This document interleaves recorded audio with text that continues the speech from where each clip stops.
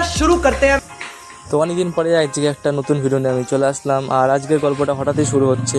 তো আমার বন্ধু আমাকে দেখা মাত্রই বললো যে তুই কি সাঁতার কেটে পুকুরটা পার করতে পারবি। তখন আমি কিছু না বুঝেই হ্যাঁ তো বলে দিলাম, কিন্তু এখন আমি পারি কিনা তাও দেখা যাক।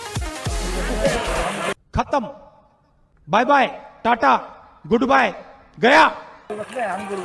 আর ভিডিওতে পুকুরটা অনেকটাই ছোট মনে হচ্ছে, কিন্তু এটা আসলে অনেকটাই বড়।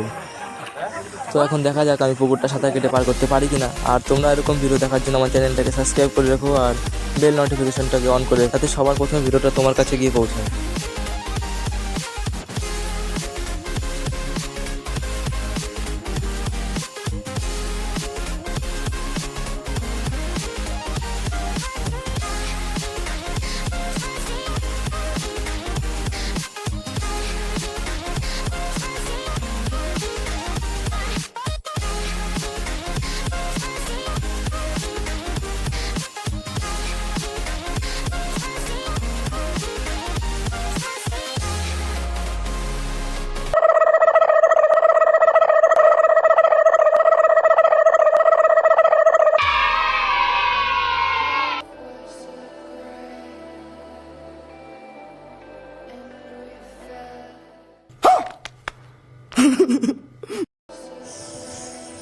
হ্যাঁ, আমি এখন সত্যিই ভয় পেয়ে গেছিলাম খুব।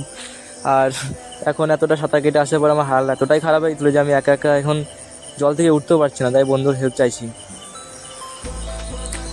হ্যাঁ, এই তো এখন আমি উঠে গেলাম, কিন্তু মাথাটা তো এখন আমার খুব ঘোরাচ্ছে। এতটা পথ এসেছি সাঁতার কেটে।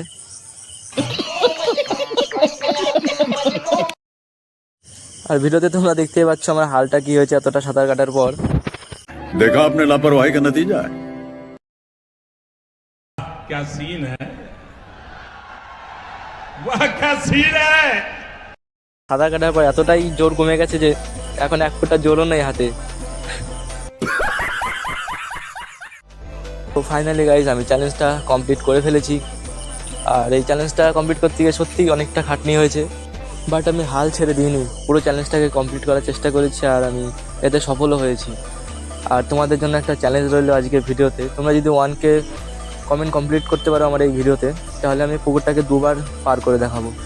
ঠিক আছে, 1000 কমপ্লিট করে দিলেই 2বার পার করে দেখাবো এতে।